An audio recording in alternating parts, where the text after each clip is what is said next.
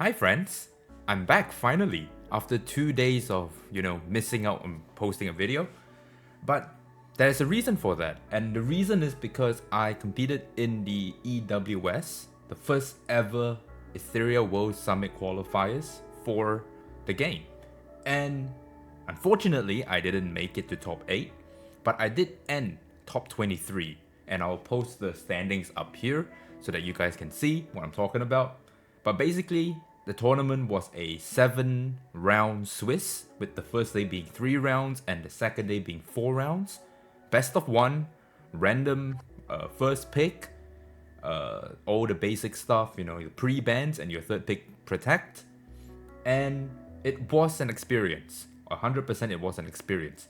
Because remember that this is also the first time Etheria is launching their World Series, right?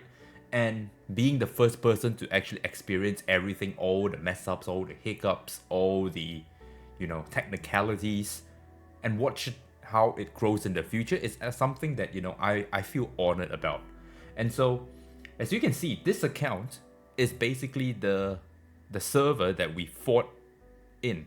And what happens is the day, I can't tell you when, but basically they snapshot your entire account on X date, and you cannot do anything on this account except, re-gear before the tournament starts. And then after that, no more re-gearing can happen. Alright? So I'm just gonna go through what I played. Basically, in 7 rounds, I lost 2. One of them, basically my account, the DPS of my choice, which was Messiah, decided to malfunction and not crit twice. I can't do anything about that. The second game, I'm not mad that I lost about that, because it was down to the last hairline, and it was a really thrilling match. But besides that, the entire experience was, I didn't know what the RTA meta was for this game at the moment, because I didn't play a lot of RTA. I only played 18 games at the time. And so I went into this tournament blind, and I just went in there with, completely my data sets on how to play RTA. Because I just wanted to, prove to myself that, my fundamentals are correct. Everything that I'm teaching you guys, or, making videos on with the basics and stuff like that, are all true. And so that was the entire reason why I purposely didn't want to play. I didn't want to learn the meta, didn't want to, gear for the meta and stuff like that. And just go in there with just, the framework that I give to you guys, and just use it on, my own playtesting. And so I went into this tournament like that. And so I'm going to show you what I played, okay? This is basically my account. So first one, we have Ciara. I use Ciara. We use Ciara on Rev. She's my Doki Inferno DPS, but she is also very, very good in PvP, especially if you are playing a comp around her, right? Because remember that you can also third pick protect your DPS, which means you can play a whole comp which is just protect the queen being Ciara. Okay, and so this is what I was running on her. You can see that I have her on Onslaught Fury, and Onslaught is actually better than Keen Eye for her because of how she scales. And so that's why I have her on that. Of course, she is on Revelations. You can see that my prowess, I have her max S2, S3 because I was already using her for Doki clears. I might as well just use her for RTA. And when you play her successfully, what happens is she has 3 orbs by the time she gets to move. Revelation procs, you hit the S3, everything dies. If whatever doesn't die, she comes back around S3 again and just wipes the floor. That's how she plays. Okay? Next one we have here is Leanne. Leanne, I unfortunately went into this meta not knowing whether she was going to be viable. Unfortunately, the meta was very, very heavy in either speed, which is basically rev cleaving, or very, very tanky, which is into the Lighthouse Bloodbath route. Okay? And because the meta was relatively, blue, I want to say, she wasn't very easy to draft. So I never actually got a chance to use her, but she is there as a pocket pick if someone went very heavy green. So for example, they go like a Sanya, into a Raul, into like a Kazuyo, that kind of stuff, all green. Then I will take Leanne. But I never encountered, it was more of a Tiamat Viper kind of situation that we were having. So she's on Law of Silence because the most important thing with Law of Silence is that she doesn't get targeted. And if she doesn't get targeted, that means she gets to move and she gets to do her thing, right? Which is to push back into her S2. And because when you're in Void, you also get an additional 60% effect resistance, which is very, very good for you. Okay? When Marvels are trying to do pushbacks and stuff like that, they can't. And I also was lucky enough to roll the Insight passive 3, which also gave me an additional effect accuracy and effect resistance. So that was nice. Unfortunately, never got to use her. So we'll move on. Tiamat. Now, Tiamat is one of the best bruisers out there. Like I said from the very, very start of, me posting videos on my channel, pick Tiamat. And why is that? It's because Tiamat is ridiculously strong. If you know how to play her, you know when to draft her, and you know what shell to put on her, she is, absurd. Alright? And now you can see everyone is running her on Tiamat Amber, and the interaction there is because if Tiamat dies, right? What happens is if she has no blood stacks, and you take her from 100 to 0, she gets naturally 6 blood stacks, right? And if she gets 6 blood stacks, Amber procs, heals her, she instantly transforms into a Dragon Mother form, negates everything that Amber does, which is pushing you back 50%, she gains a turn immediately, she gets to nuke you once in Dragon Mother form, and then she gets a second life. And trying to kill Tiamat on a second life is not easy. We all know that, right? How did I build her though? Basically, I was using her as an answer to Rev Cleave, alright? Because the idea was, I didn't want to run her on Bloodbath, even though you should. And the reason is simply because I wanted her to die. I wanted her to die relatively, easily, so that it messes up with the Rev Cleavers. Because when you talk about Rev Cleaving, they are all cleavers. They are all glass cannons, like I've told you guys before about how Cleave likes to play. They press S3. If all their S3s are exhausted and they don't win, they lose, right? And so that was why I built Tiamat on Speed Bramble instead of Bloodbath Bramble, because I want her to die relatively quickly. If she dies relatively quickly, she gets to proc Amber instantly, and that can mess them up because I can just go in there, soften them up with a AoE nuke. Now they have to deal with a Tiamat again, which is highly unlikely. She's also there to damage mitigate at the same time. And then if my units don't die, I get to clap them back because I've already softened them with, Dragon Mother form Tiamat from Amber. And that was why I built her like this. Okay?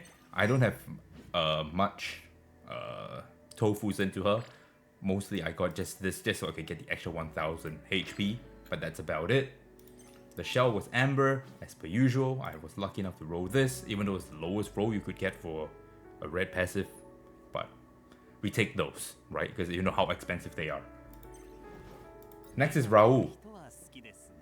Raoul is very, very good, okay? You can play him on Unbreakables, you can play him on Bloodbath, up to you.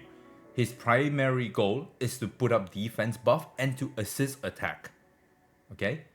When you need that extra damage to kill off a unit, he is there for you to do so. And why is he so strong? It's because if you are playing against an aggressive player, if you use your support to target the DPS, Raoul has a very good chance of assisting and knocking that DPS off. Alright? There were so many games in EWS where we looked at the game and we're like, okay, Raoul needs to proc here, and if he procs, he wins. If he doesn't proc, he loses. Right? And that's because his S1 hits like a damn truck. I'm not even kidding you. The more rest stacks he gets, holy shit, bro. It's insane. Alright? And everyone knows you run him on Artisan because Artisan gives him the defense buff, defense scaling. Artisan makes sense. Okay? Your shield is also going to be fucking massive. I didn't awaken this one because I didn't play Raoul much. I didn't think I was going to play Raoul much. So I didn't really use him. Okay? So I just left him on unawakened Artisan. Worked out fine for me. Okay? Lily. Now Lily is basically my go-to first pick. Because although I play standard, I also need to find a way to negate the opponent's chances of playing aggressive against me, right? So I need to pick a speed threat and then dictate the speed of the game. If I pick Lily first and my opponent reacts with, like a Mio or something along those lines where they are trying to answer Lily and try to race me, then I know they want to go fast. Then it's up to me as first pick to decide, do I want to slow the game down or do I want to race them, right? We call it ego racing. So that was why Lily, if I had first pick, I would always first pick Lily. She's also my fastest for that reason. A lot of people will not ban Lily because they have Lily themselves. We don't know who's getting first pick, so they will normally leave Lily open, right? And if I get the chance, I'm definitely picking her. Nothing special about her. I run her on Amber because Amber is actually a very cute interaction that I found with Lily. If you already put Twin Trick on somebody and you go into ice state, when you come back out and you dual it and you S1, you still use that Twin Trick. You can still dual attack, and now you have to deal with Lily all over again. And that's kind of funny for me. So that's why I ran her on that. A lot of people are running Artisan on her, and the reason is because she cycles so fast that you turn cycle Artisan so quickly that you just keep putting up shields. Okay? That was the other option I had, but I went to go down the cheesy route. Okay? Next one we have here is Holden. Okay? This is my Holden that I used in the tournament. Alright, he was on Bloodbath Bramble. Holden is insane. He is insane.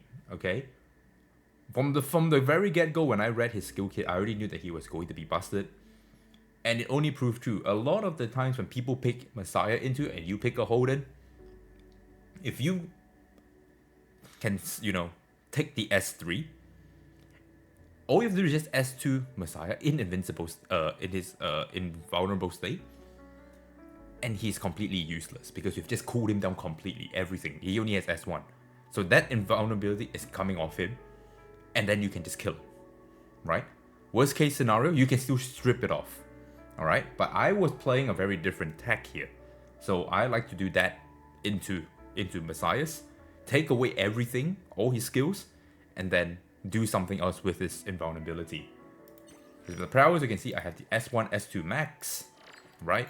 The S3 is the next one that I'm going to max here, because you can see that my shell, I rolled a 70% crit, which I want to roll speed for, because I want to make up that crit rate through his skill 3 wheel.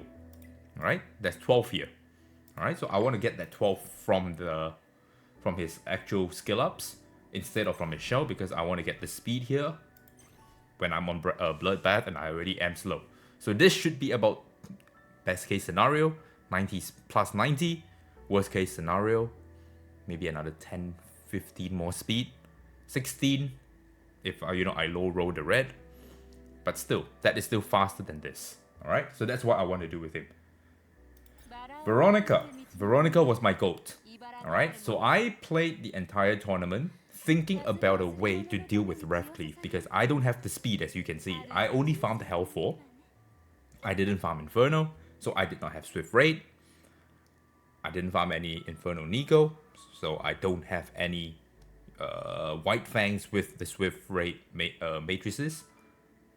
And so I had to find another way to deal with Revcleave, and my answer to Revcleave was, I will let them hit me, but if I'm immortal, it doesn't matter, right?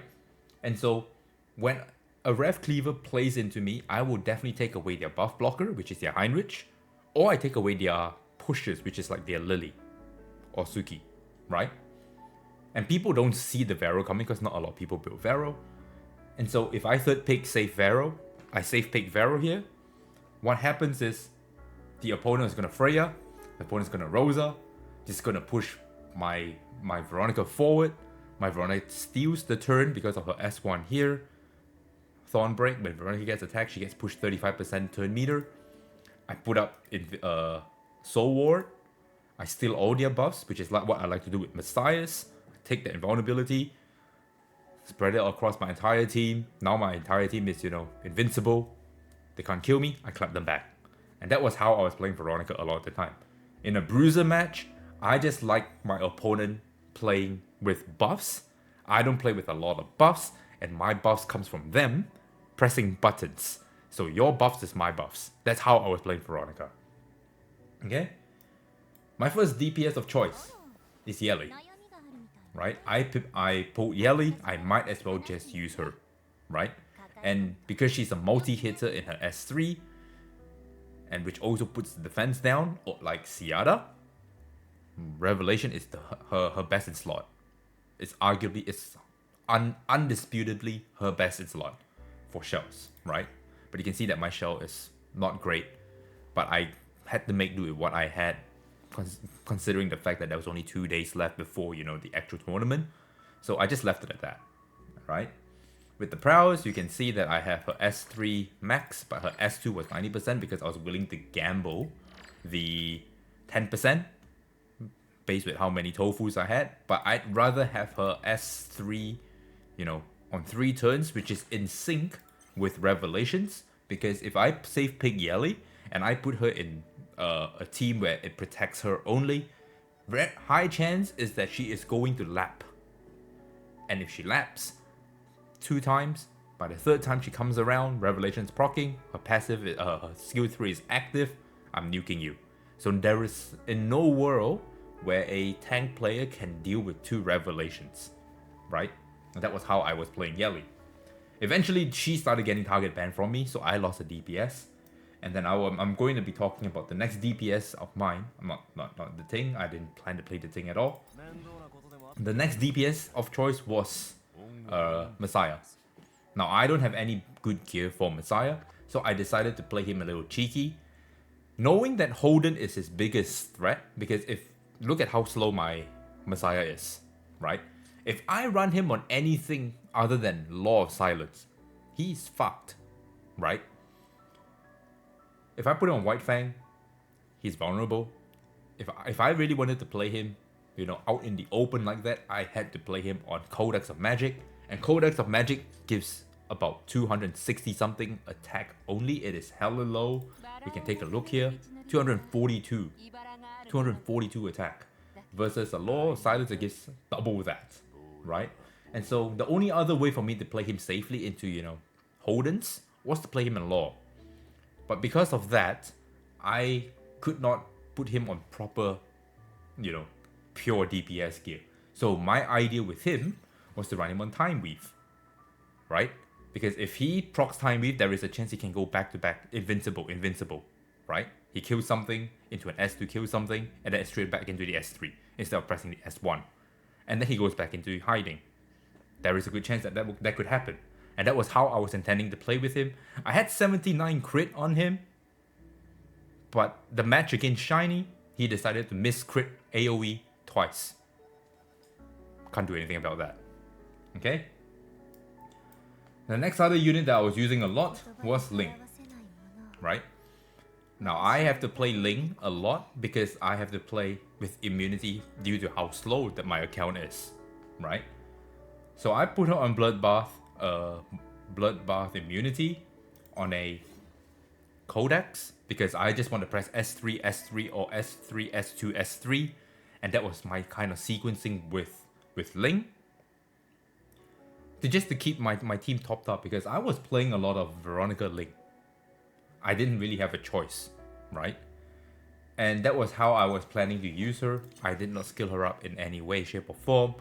Her S1 is something that I am looking to prioritize in the future.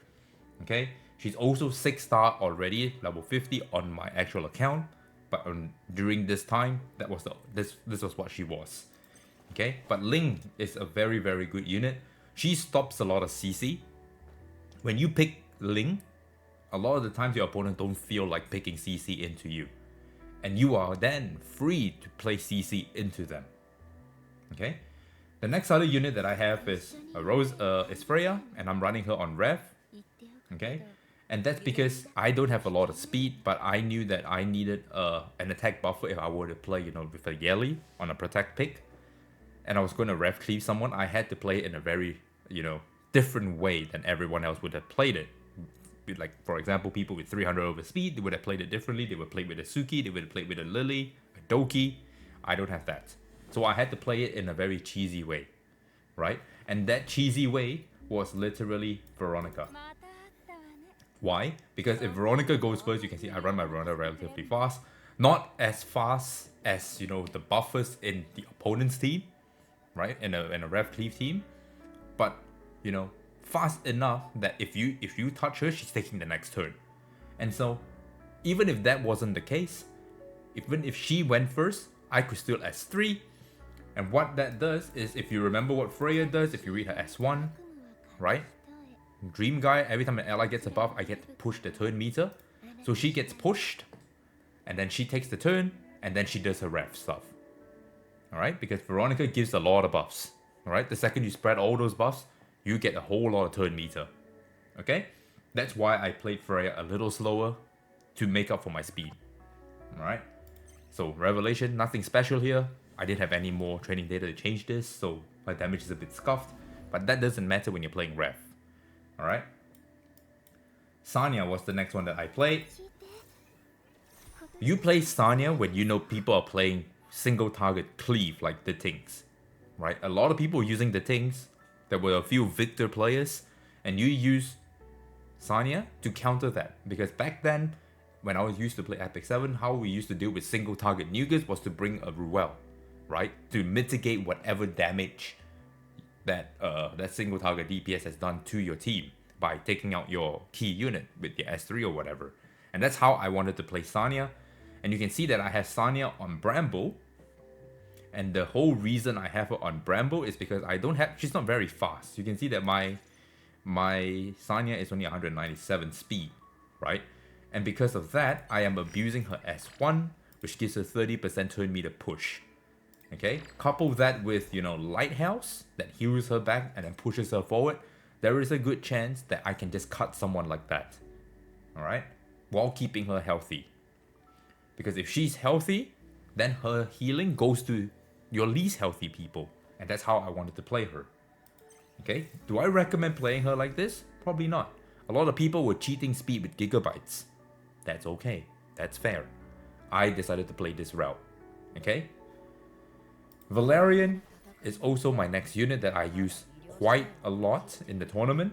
And why was that? It's because she just sits there and she just soaks damage, right? She constantly provides shield. That's her way of healing. And the most important thing is, if you don't have an attack buff always comes first when she's giving out her basic buff effect. It always starts attack to defense to crit rate to speed. Okay, and that's how, you know, the order is always. And knowing that, that means that if I pair Valerian with Veronica, Veronica's going to get the shield, going to get the attack buff, and then she's going to give Soul Ward and all of that to my unit. So all my units immediately get that. That means I get to get defense buff. Okay? That was how I was playing Valerian. And this pairs very well with Ciara, as everyone would know from playing your Doki runs. Right? If I were to pick Doki and Valerian with Veronica, instant. She would be instantly 3 ops quite easily. Okay? A lot of people won't see that. Kazuyo was my next unit that I use quite a lot. And this is my Kazuyo that I use for Doki anyway. Right? So I didn't have to change much with her. I'm using Jackal Guard because Jackal Guard gives her the speed up. Right? And it's also my fastest Jackal Guard. So that 3-turn speed up is crucial when it comes to Kazuyo, especially in PvP. And the reason is because you want her to cycle very fast to keep sleeping people. That's your job. When you play Kazuyo, you're also playing her with a lot of single target DPSs. She pairs very badly into Raoul, but not with Raoul. So you want to use her with units like Holden, Tiamat, the Ting. If you're a Ting player, Hoyan, those kind of units, right? That just single target hit.